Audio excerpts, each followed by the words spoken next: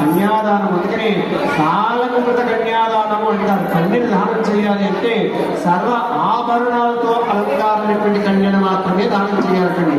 అందుకనే మన అమ్మాయిలిద్దరినీ కూడా సర్వ ఆభరణ భూషితులైన చక్కగా సంసిద్ధము చేసి ఆ స్వామి వారికి చక్కగా కన్యాదానం చేస్తున్నటువంటి వారు. అందుకనే లక్ష్మీ స్వరూపంగా చెప్తారు.